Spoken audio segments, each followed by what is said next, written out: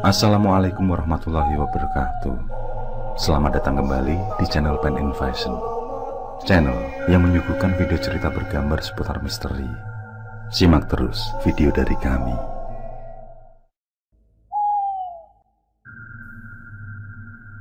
Pada akhir tahun 1988, di sebuah desa yang penghuninya tidak begitu banyak, karena hampir seluruh penduduknya berpindah ke kota. Di desa tersebut terdapat sebuah bangunan sebentuk pendopo yang terletak jauh di atas bukit di ujung desa. Berbagai kisah misteri dan kisah mistik menjadi perbincangan warga tentang bangunan tersebut. Ada yang mengatakan pernah melihat sekelebat anak kecil sedang bermain patung di halaman. Ada yang mengatakan pernah melihat sekumpulan pasukan Portugis sedang berkumpul di situ. Ada juga yang mengatakan pernah melihat wujud kuntilanak merah di sekitaran. Dan kisah nyata kali ini merupakan pengalaman saat melakukan KKN di desa tersebut. Mereka tersesat hingga mengalami kisah di luar nalar yang menegangkan. Misteri pendopo usang di ujung desa, KKN maut.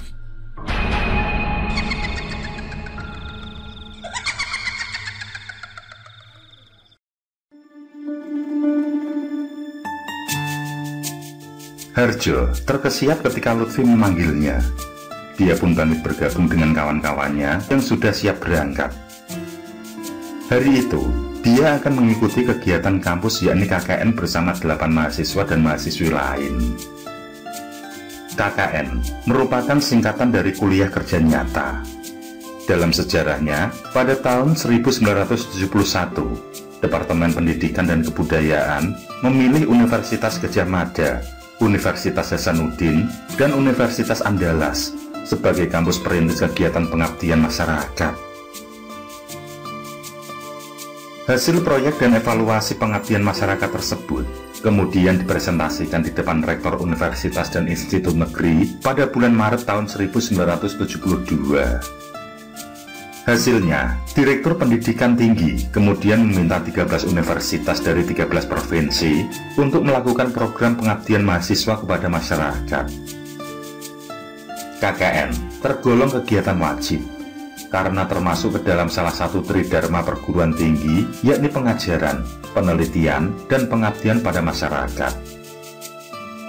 KKN bukan hanya sebagai pemenuh nilai akademik, sebab di setiap kegiatannya akan memberi pengalaman tersendiri bagi mahasiswa. Supaya lebih berkesan karena terjadi satu kali selama kuliah, mahasiswa perlu membuat kegiatan yang seru dan tidak membosankan. Mahasiswa yang mengikuti KKN berasal dari lintas jurusan, jadi dalam satu kelompok berisi teman-teman yang jurusannya berbeda. Kegiatan yang dilakukan adalah melaksanakan program kerja yang sudah dirancang oleh tim kelompok dan telah disepakati oleh dosen dan juga pihak desa. Setiap individu mendapat tugasnya masing-masing yang dibagi berdasar kebutuhan program kerja. Jika program kerja tidak ditemukan oleh kampus, biasanya kegiatannya lebih beragam dari berbagai aspek.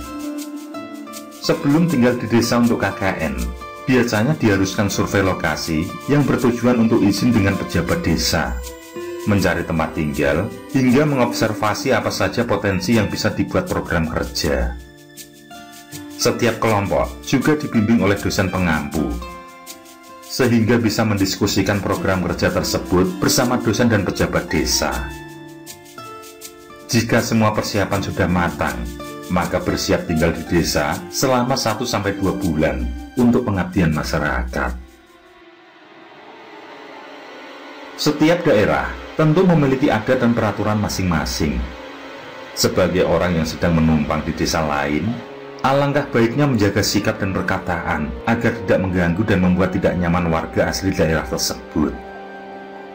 Yang terpenting, tetap bersikap sopan dan tahu batasan selama tinggal di satu wilayah asing. Sebenarnya ada keraguan di hati Harjo. Hal itu disebabkan pengalaman aneh yang dia alami saat cek lokasi kampung yang akan dijadikan tempat KKN. Bersama 2 orang kawannya waktu itu, dia seakan melihat sesuatu yang aneh di sekitar kampung. Pertama kali melihat lokasi perkampungan, Harjo merasa kalau dia pernah di sana sebelumnya. Di sungai pembatas antar desa, di gubuk tengah sawah yang hijau membentang, juga di beberapa lokasi jalanan desa yang terjal dan licin. Harjo seolah mengenal tiap sudut desa. Yang jelas masih diingatnya adalah sebuah pendopo di atas bukit di ujung desa. Saat melintas, dia melihat seorang gadis berkebaya melambaikan tangan ke arahnya. Wajahnya tidak begitu jelas, namun sekilas ada rona kecantikan selayak kembang desa. Keanehan yang dirasakan Harjo berlanjut ketika sampai rumah. Dia bermimpi kehadiran seorang gadis dengan kebaya yang sama. Dalam mimpi itu, si gadis duduk di tepi sungai, kemudian meminta agar Harjo duduk di dekatnya. Tapi saat Harjo turun ke sungai, gadis itu sudah tidak ada di tempat. Yang dia dapati hanya keranjang berisi beberapa pakaian yang sudah dicuci. Sedangkan pakaian yang dipakai gadis itu tergeletak berlumuran darah segar. Harjo berteriak memanggil, namun tidak juga muncul. Harjo pun dibuat gelagapan saat ibunya membangunkan. Rupanya teriakan Harjo terbawa dalam tidurnya.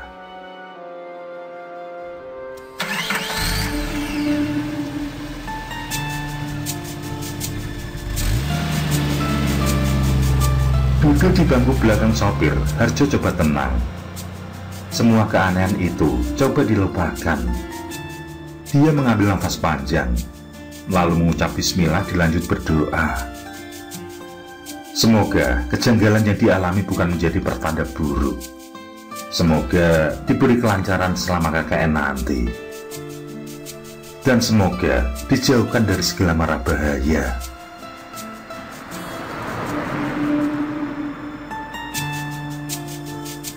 Mobil pun melaju meninggalkan kampus. Kawan-kawan Harjo terdiri dari 5 laki-laki dan 3 perempuan. Yang mahasiswa adalah Asvan, Eko, Farid, Yanto, dan Budi. Sedangkan yang mahasiswi, nama panggilannya adalah Ratna, Tika, dan Dia. Kesemuanya tampak asyik bersenda gurau, dan Harjo pun coba membaur dalam candaan itu. Tiba di persimpangan lokasi kampung mendekati pukul 1 siang.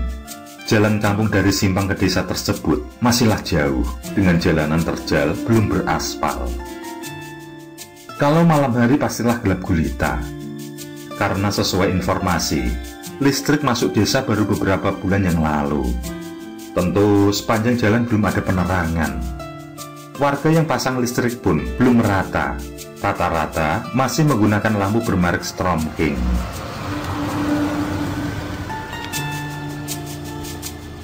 Pak sopir yang terlihat sangat kelelahan berbelok dan menghentikan mobil di sebuah pondok yang berada di tepi jalan.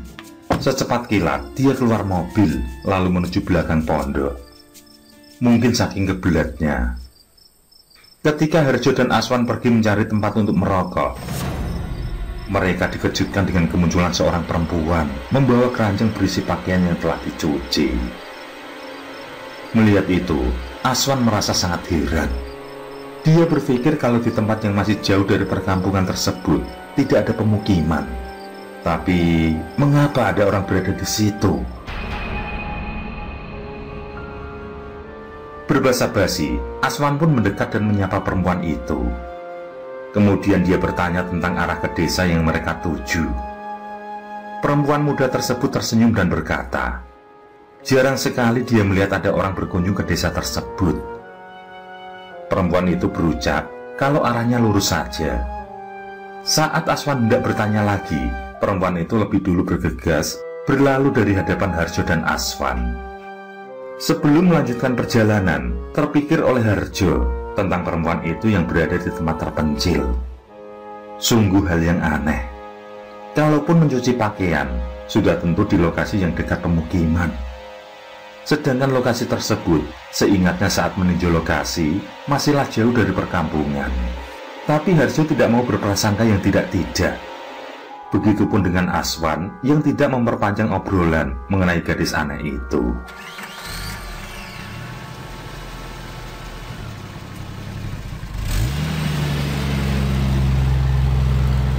Setelah dirasa cukup beristirahat, mobil pun kembali melaju. Setiba di sebuah perempatan, mobil kembali berhenti. Di sini terjadi perdebatan antara Harjo dan kedua kawannya yang ikut meninjau lokasi. Harjo bersikeras kalau dia ingat betul belok kiri, sedangkan yang lain menunjuk arah lurus. Pendapat ketiga teman Harjo dikuatkan oleh Aswan, yang mana arah itu pula yang ditunjuk oleh perempuan tadi. Sudahlah, nanti kalau memang kesasar, kita balik lagi saja, ucap Farid menengahi. Harjo memilih mengalah. Padahal dia dulu sudah memberi peringatan pada tiga kawannya bahwasanya di perempatan tersebut harus diingat betul jalurnya. Tapi mengapa terjadi perbedaan pendapat?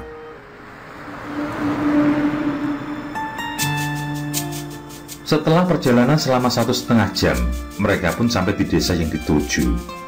Harjo bersyukur karena tidak kesasar.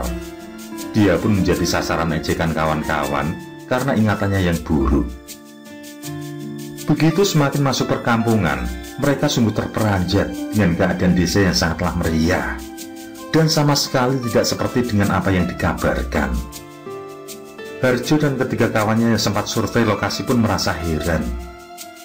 Mereka berpikir kalau tersesat. Keadaan yang mereka lihat sangatlah berbeda dengan yang kemarin lusa, yang mana keadaan perkampungan tidak seperti itu.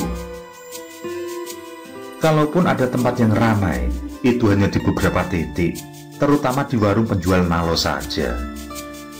Memang, saat cek lokasi, Harjo bersama tiga temannya kala itu menginap di sana, sehingga tahu persis bagaimana kondisi kampung.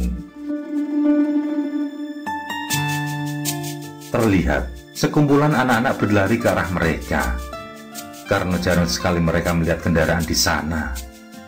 Ratna berkata pada rekan-rekannya, bagaimana mereka hendak menjalankan kajian, sedangkan tempat itu mempunyai penduduk dan tiada migrasi yang berlaku. Semua berpikir bahwa ucapan Ratna itu ada betulnya. Tapi alangkah baiknya jika lebih dulu menelisik desa tersebut. Pandangan Harjo tertuju pada seorang anak perempuan memegang boneka, sambil duduk di atas ayunan yang tergantung di sebuah pohon. Harjo kemudian melempar senyuman, akan tetapi anak tersebut justru pergi tanpa mengindahkannya.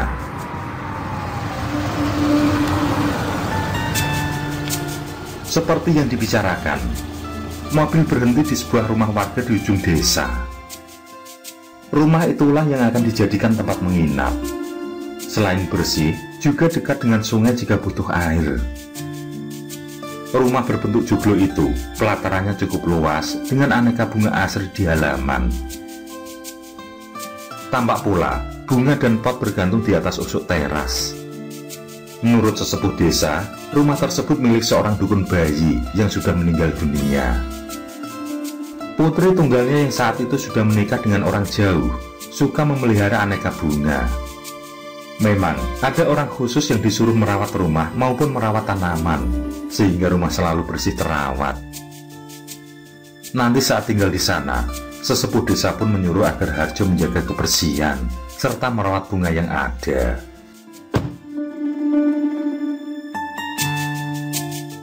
Semua turun lalu berkemas dengan barang bawaan dan duduk di teras. Saat Aswan menyurut sebatang rokok, datanglah sesepuh desa mendekati mereka. Dikeluarkan kunci rumah, lalu dibukalah pintu. Semua memilih menunda untuk masuk, sekedar beristirahat menikmati suasana. Saat Ratna bertanya tentang kisah migrasi para warga, sesepuh tersebut tidak langsung menjawab, malahan pamit dan memberikan kunci pada Harjo. Sesepuh desa yang bernama Mbah Rami itu beralasan kalau akan ada acara. Sedangkan jika memiliki pertanyaan yang berhubungan dengan kampung, mereka disuruh bertanya pada salah satu warga yang bernama Ki Broto. Dia juga menunjukkan di mana rumah Ki Broto tersebut.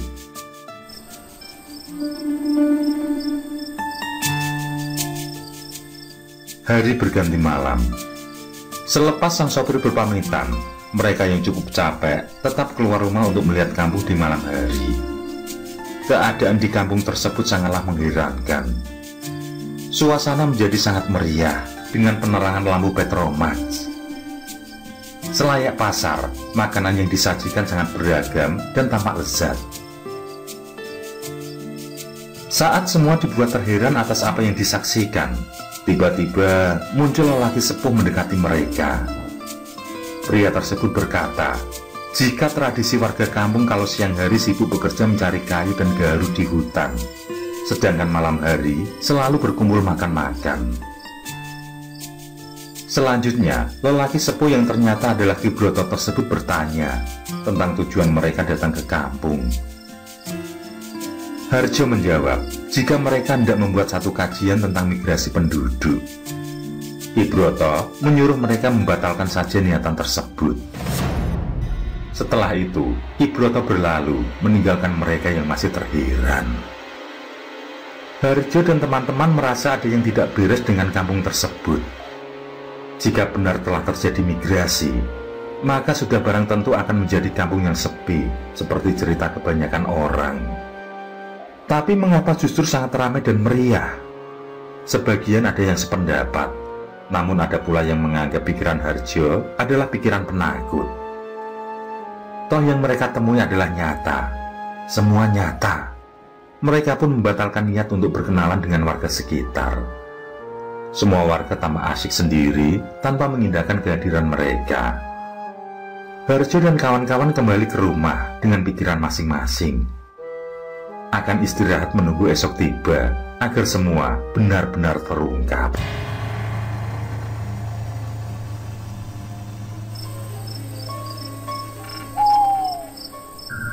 Di perjalanan itulah jantung Harjo berdetak semakin kuat.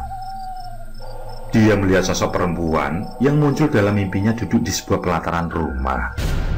Perempuan itu pula yang melambaikan tangan dari banglo ujung desa. Pandangannya sungguh membuat Harjo tercekam. Meskipun cantik, namun bagi Harjo ada yang lain dari auranya. Seiring Harjo menelan ludah, aroma wangi menyeruak membuatnya semakin merinding. Harjo coba berkata pada Aswan yang berada tepat di depannya. Namun Aswan tidak melihat perempuan yang dimaksud Harjo. Tidak ada siapapun di teras rumah itu. Kali ini Harjo benar-benar yakin kalau sosok tersebut bukanlah manusia. Nyatanya hanya dia saja yang bisa melihat penampakan perempuan tersebut. Sambutan di malam pertama KKN membuat Harjo dicekam rasa takut. Tapi bagaimana juga, dia harus menuntaskan misinya. Dia harus mampu melawan semua, tentu dengan iman.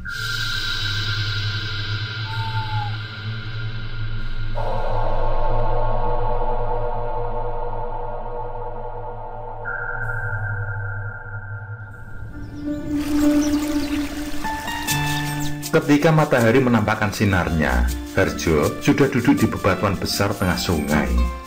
Sementara kawan-kawannya sebagian masih tertidur. Ada pula yang enggan keluar karena hawa dingin. Terdengar riuh rendah warga di arus bawah yang ada di sendangnya. Memang kebutuhan air sangatlah utama. Sedangkan sumur pompa hanya ada di beberapa titik saja, yang tentu harus antri berjubel demi mendapatkan air. Selain itu, warga yang memiliki sumur buatan juga hanya beberapa saja, dan itu pun tergolong orang kaya di kampung. Sehingga warga sekitar sungkan untuk sekedar ngangsu. Dari itulah sungai menjadi pilihan utama. Di beberapa titik pinggiran sungai ada beberapa sendang yang jernih airnya karena dari sumber murni.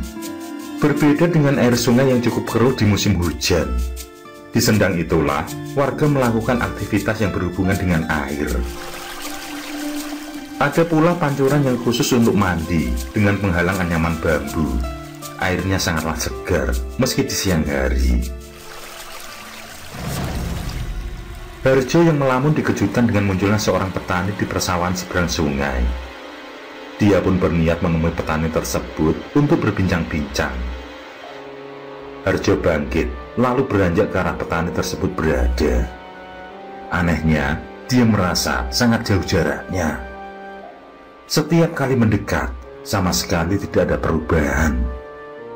Berulang kali Harjo mengucap istighfar. Akhirnya, dia putuskan kembali saja ke sungai. Di saat hendak turun, Harjo melihat sebuah bangunan yang tampak sudah rapuh. Bangunan itu terletak cukup jauh di sisi persawahan. Harjo berpikir jika bangunan itu dekat dengan makam, karena biasanya tempat seperti itu dijadikan hajatan oleh warga jika ada acara khusus. Semisal kalau mengadakan syukuran, atau kalau tidak punya hajat khitan.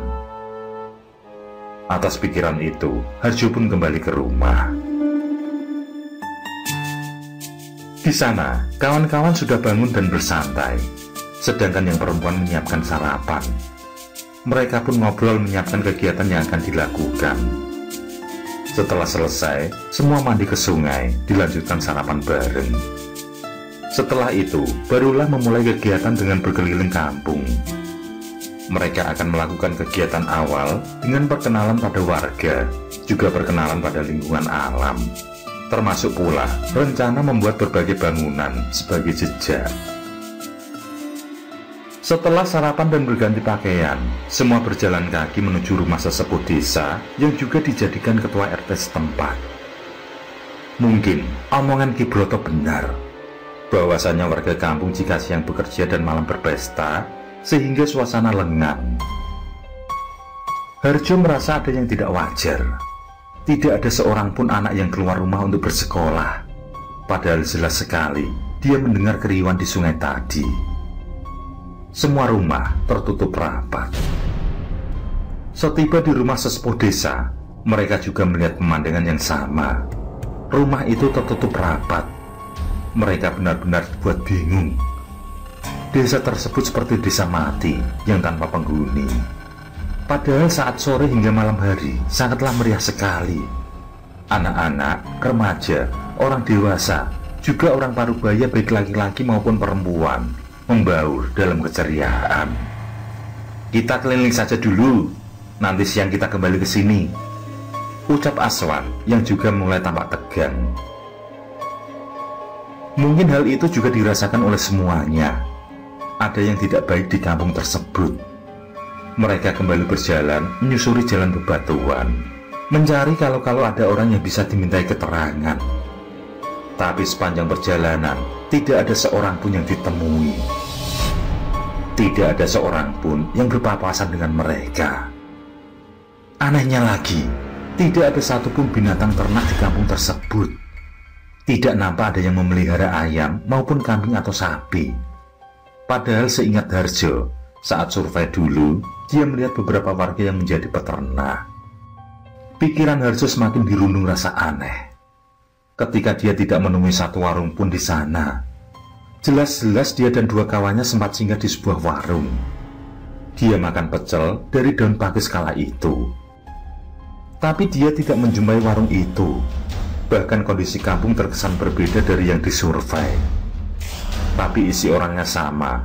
Sesepuh desa yang ditemui sama. Beberapa orang yang dilihatnya juga sama, pernah dia temui. Mereka beristirahat di teras sebuah rumah, lalu memperbincangkan tentang keanehan yang terlihat.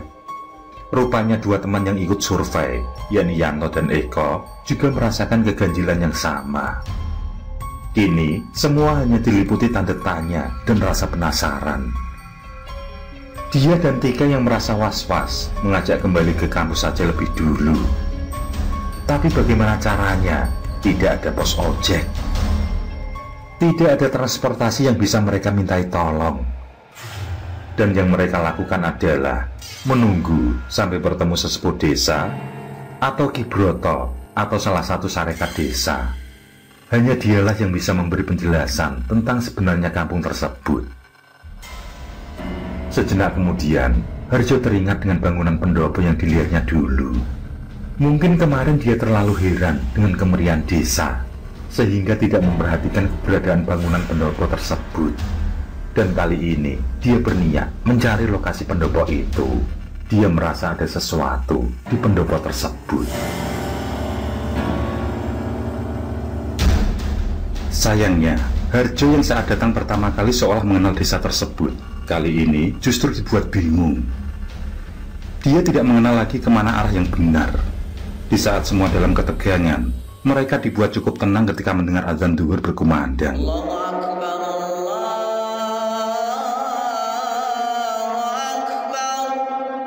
Segera mereka menuju suara azan tersebut. Tapi semakin dituju, suara azan sama sekali tidak menunjukkan kalau sudah dekat. Hingga selesai iqomah, mereka tidak juga menemukan surau ataupun masjid. Atas kejanggalan itu, kali ini mereka benar-benar sadar kalau kampung tersebut bukanlah kampung sembarangan. Rasa cemas semakin menghantui, terutama ketiga mahasiswi. Tapi bagaimanapun semua sudah terjadi. Mereka sudah berada di kampung tersebut. Yang harus dilakukan adalah berpikiran positif agar tidak melakukan satu kesalahan. Dan yang terpenting adalah bagaimana mencari jalan keluar agar keluar dari sana. Mereka pun bergegas menuju rumah tempat menginap. Di sana mereka akan berkemas dan mencari solusi atas kejanggalan itu. Selesai melaksanakan kewajiban sholat zuhur, mereka pun bertukar pikiran. Harjo teringat dengan sosok petani yang berada di sawah pagi tadi. Tapi nyatanya, dia tidak bisa menemui si petani. Jelas saja kalau itu bukanlah jalan keluar. Dia juga teringat melihat sebuah bangunan yang dianggapnya dekat dengan makam. Mungkin dengan kesana, dia dan kawan-kawan bisa mencari bantuan. Harjo pun mengutarakan pendapatnya dan diterima dengan baik oleh semua. Bergegas, semua menuju sungai. Dilanjutkan mencari lokasi bangunan usang yang dimaksud Harjo. Dan benar saja, Harjo yang kembali di lokasi pagi tadi melihat letak bangunan tersebut. Saling beriringan, mereka pun bergegas menuju ke sana. Menyeberang sungai, lalu memulai menapak jalan sebentuk pematang. Di sebelah kiri merupakan sisi sungai, sedangkan di sebelah kanan pematang sawah yang hanya berisi semak belukar. Harjo yang berada di paling depan menghentikan langkah dan semua pun ikut berhenti.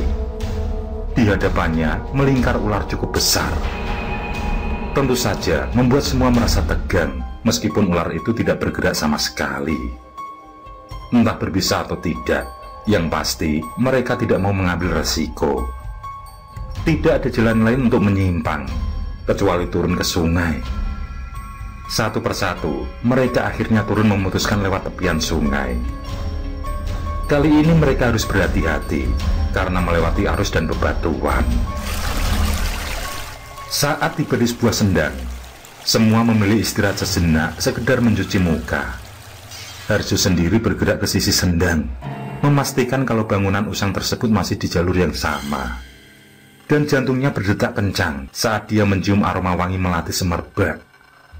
Disusul kemudian munculnya sosok gadis berkebaya merah duduk di bebatuan sisi sendang.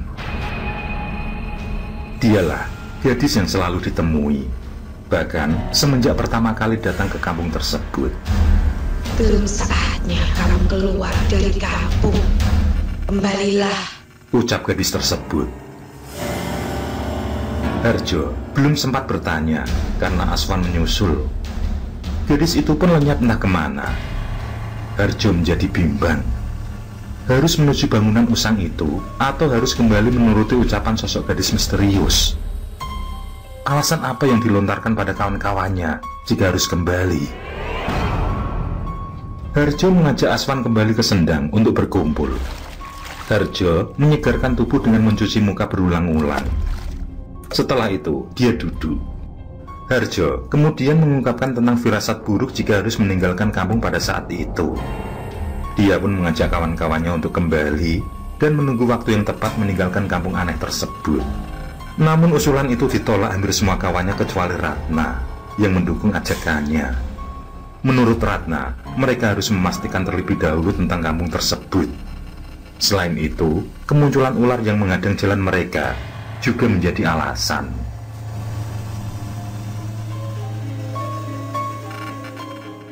Aswan dan yang lain tetap pada pendirian. Mereka sudah hampir tiba di bangunan usang, lebih baik perjalanan dilanjutkan. Jika memang bangunan tersebut tidak menunjukkan jalan keluar, barulah dengan terpaksa kembali ke kampung.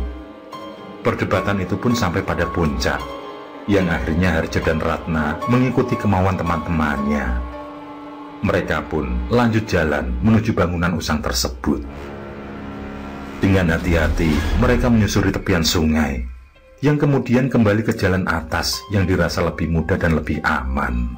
Namun betapa terkejutnya mereka saat di jalanan muncul kelabang yang bergerombol. Bukan itu saja, sekitaran berjarak 1 meter kemudian, tampak pula sekelompok kalajengking yang juga menghadang jalanan. Saat mereka hendak turun kembali ke sungai, di sana sudah dihuni hewan biawak yang seperti siap menyambut mereka. Tidak ada jalan lain kecuali kembali. Tapi Aswan tetap bersikeras akan melawan hewan penghalang tersebut. Dia akan membuat api untuk mengusir kelabang maupun kalajengking. Dengan tegas, Harjo melarang, karena hal itu hanya akan membuat celaka diri sendiri. Sementara Tika dan dia usul agar menunggu sampai hewan-hewan tersebut pergi. Mereka lebih cemas bila kembali ke kampung yang dianggap janggal. Namun usul itu tidak dijalankan ketika kelabang-kelabang itu merangkak ke arah mereka. Dengan penuh ketegangan, mereka pun berlari menuju kembali ke kampung.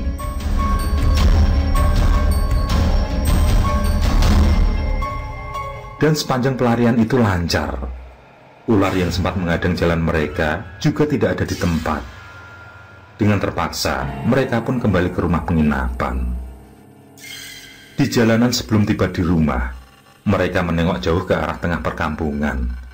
Kali ini, suasana kampung tidak seperti pagi hingga siang tadi.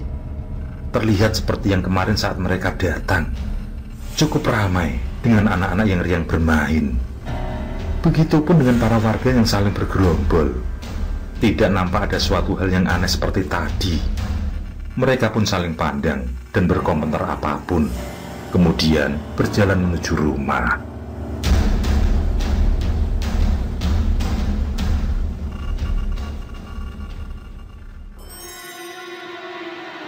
Hari itu, mereka hanya di rumah saja. Sebenarnya Harjo mengajak kawan-kawan menemui sesepuh atau warga desa, tapi tidak ada nyali untuk sekedar keluar rumah. Mereka bingung. Tidak ada canda tawa seperti ketika perjalanan kemarin. Mereka butuh menenangkan diri. Barulah esok hari menghadapi kenyataan apapun itu. Selepas Isya, mereka dilanda kantuk yang sangat hebat. Satu persatu mulai merebahkan diri, hingga tidur lelap dalam kecemasan. Menjelang tengah malam, Harjo tergagap ketika dia merasa dibangunkan oleh sosok gadis berkebaya. Suara itu jelas dia kenal, namun tidak ada siapapun di sekitaran. Setelah cukup tenang, Harjo bangkit lalu memandangi satu persatu kawannya yang masih tertidur lelap. Sesekali dia mendengar suara riuh rendah di kampung. Rupanya ada upacara khusus yang dilakukan warga. Saat hendak menuju dapur mengambil air minum, dia sempat menoleh ke kamar kawan perempuannya yang pintunya terbuka lebar. Dan Harjo pun berbalik lagi, karena dia hanya melihat ada 2 orang saja. Dia akan memastikan. Dan benar saja, Ratna tidak ada di ranjang. Angin berdesir membuat bulu tengkuknya berdiri, disusul aroma kemenyan yang kuat menyeruak. Harjo tidak berpikir untuk membangunkan kawan-kawannya, tapi justru melangkah menuju keluar rumah. Di sela bau kemenyan yang belum juga menghilang, dia berjalan ke jalanan untuk menengok ke arah kampung.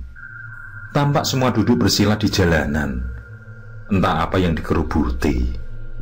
Sesekali semua berteriak riuh dengan bahasa yang tidak begitu jelas. Rasa penasaran membuat Harjo berjalan mendekat secara diam-diam. Perlahan, dia menyusuri sisi jalan berhimpitan dengan pagar dari daun lontas. Beberapa meter dari kerumunan, hampir saja dia berteriak saat melihat Ratna berada di tengah-tengah mereka. Kawannya itu dirias sedemikian rupa, dibaringkan di pelepah pisang di tengah perempatan jalan. Tepat di sisinya adalah Ki Broto yang memimpin acara seperti sebuah ritual. Dengan gemetar hebat, Harjo segera berbalik badan. Dia bergegas kembali dan mencari cara menyelamatkan Ratna. Setiba di teras rumah, sosok gadis berkebaya membuatnya terkaget. Gadis itu menyuruh agar Harjo dan yang lain pergi meninggalkan kampung, karena sudah tiba waktunya. Harjo bingung. Dia memikirkan bagaimana nasib Ratna. Tapi setidaknya dia bisa lapor pihak berwajib jika sudah keluar dari kampung nanti.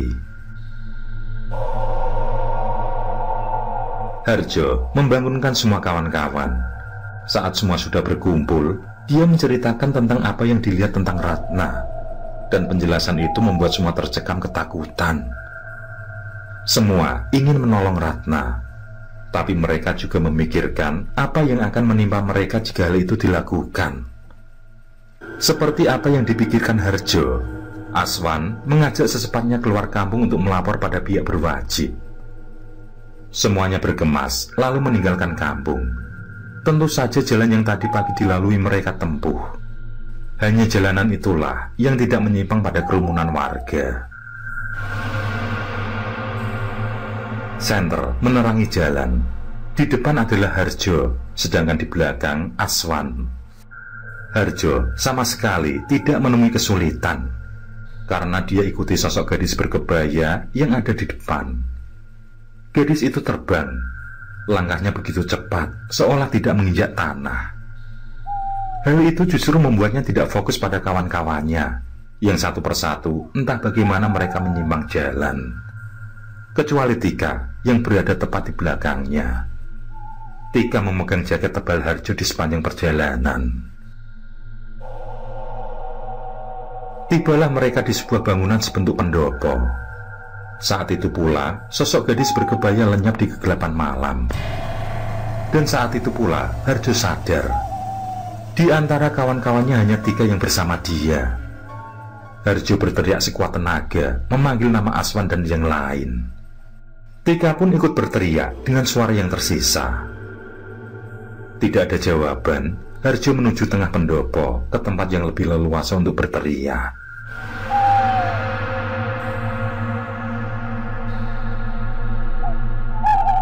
Dan kali ini, nafasnya hampir saja terhenti saat senter besi bergambar macan menyorot ke sosok yang tergeletak. Sosok itu adalah gadis berkebaya.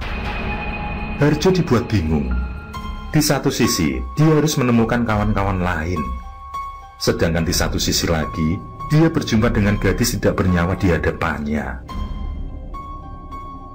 Sejenak kemudian, dia baru teringat tentang bangunan pendopo tersebut.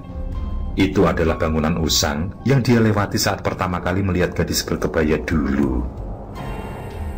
Berarti tinggal turun sudah sampai di jalanan kampung. Lalu, kampung yang dia tinggali kemarin kenapa berada di simpang? Kampung apa itu? Harjo menyuruh Tika meninggalkan senter dengan keadaan menyala, lalu mengajaknya turun menuju perkampungan. Kali ini, dia yang melihat beberapa lampu menyala, yakin kalau kampung itu memang benar-benar kampung. Dia akan meminta tolong warga membantu mencari kawan-kawan, sekaligus menunjukkan mayat gadis berkebaya. Harjo dan Tika harus pasrah atas hilangnya semua kawan-kawan. Ternyata lokasi yang dilewati saat kabur dari kampung Demit adalah tebing terjal. Tidak mungkin manusia bisa menyusuri tebing tersebut. Sungguh kejadian yang tidak bisa dinalar.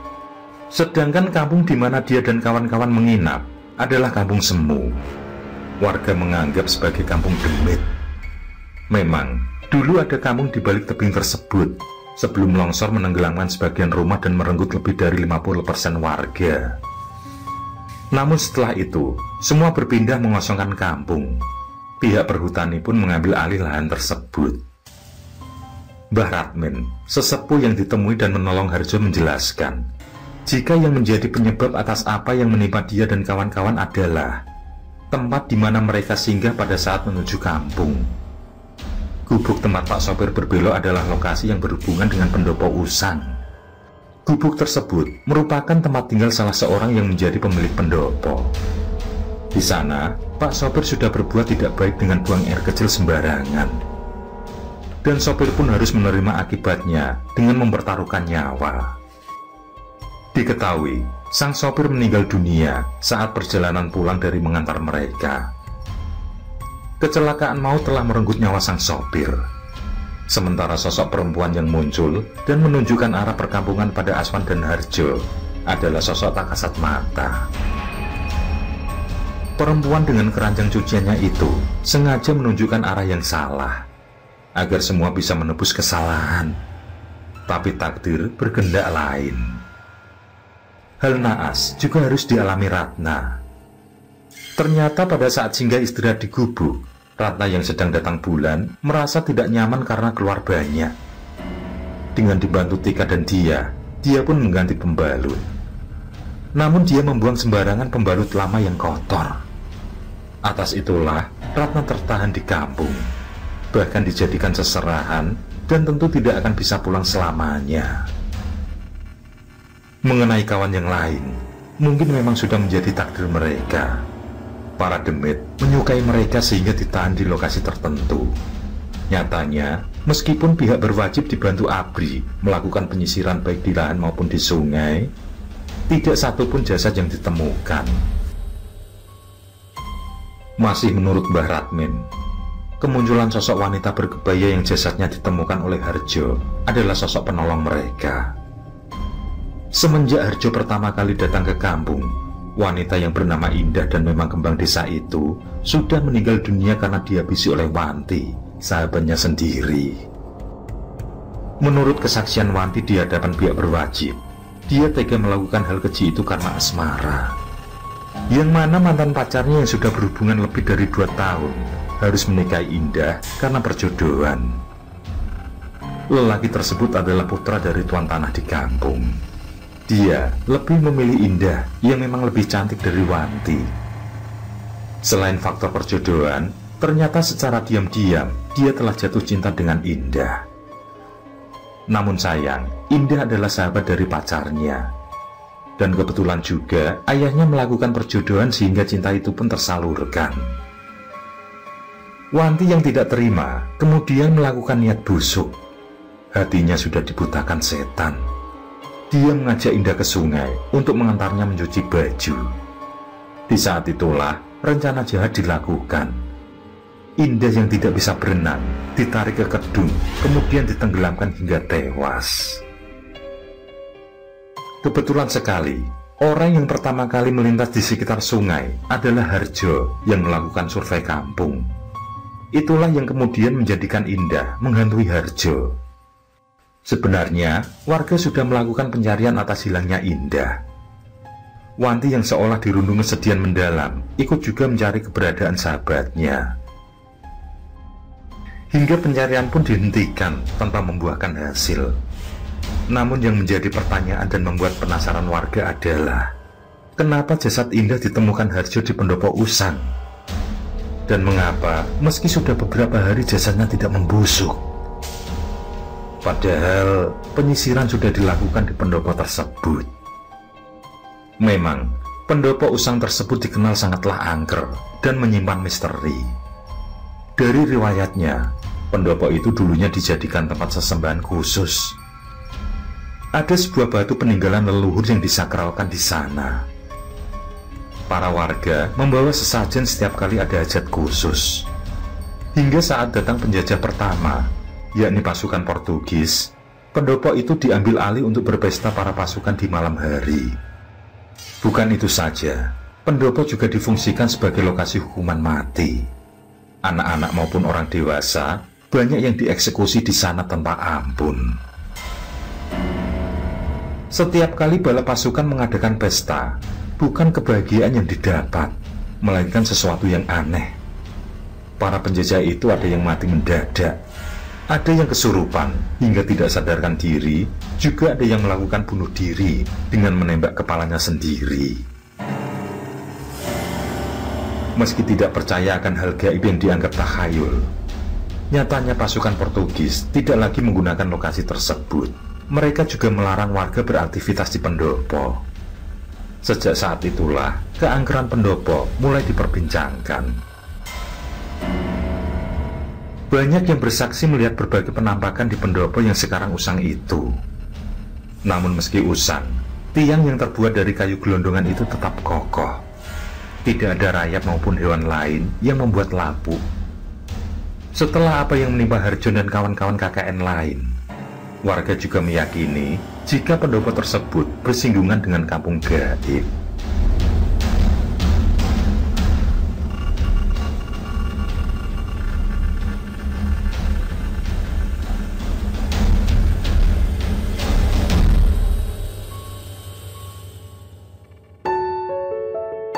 Sekarang, di usianya yang mendekati kepala 6, Harjo masih mengingat jelas peristiwa mengerikan kala itu. Tika, yang kemudian menjadi istrinya, sudah meninggal dunia di tahun 2021 kala COVID merebak. Terakhir yang disampaikan Harjo adalah bagaimana setelah kejadian itu berakhir. Pihak kampus mencoba merahasiakan hal tersebut. Dengan perwakilan kampus dan juga orang tua kawan-kawan Harjo yang sudah mengikhlaskan, dilaksanakanlah tabur bunga dan acara tahlil. Hal itu disepakati dilakukan di pendopo Usang. Harjo dan Tika terkadang mengunjungi kampung tersebut untuk bernostalgia.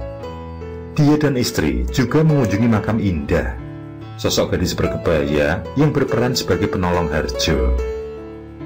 Meskipun tidak kenal, dia sangat berterima kasih pada sosok kembang desa tersebut. Misteri yang masih belum terpecahkan adalah tentang sosok Mbah Radmin. Sesepuh itu juga ada di kampung Demit. Begitupun dengan beberapa warga yang dilihatnya. Semua benar-benar sama persis, sehingga membuatnya seperti ke kampung yang dituju. Kini, kondisi perkampungan yang dulu hanya terdiri dari sedikit kakak saja, sudah mulai ramai dan mengalami kemajuan. Sampai sekarang, pendopo Usang tersebut masih berdiri, walaupun atapnya sudah mulai rusak.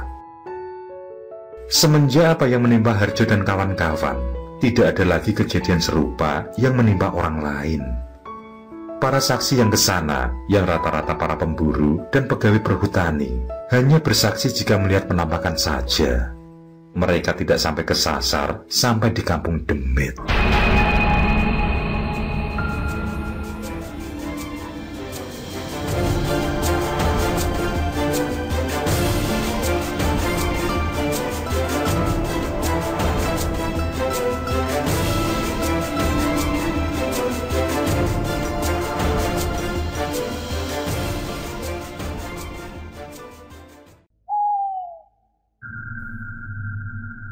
Oke, terima kasih. Semoga kawan-kawan terhibur, dan untuk ke depan, semoga channel ini bisa lebih baik lagi. Akhirul kalam, wassalamualaikum warahmatullahi wabarakatuh. Sesandingan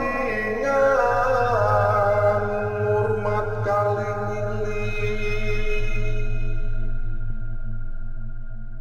lakukan pungkasane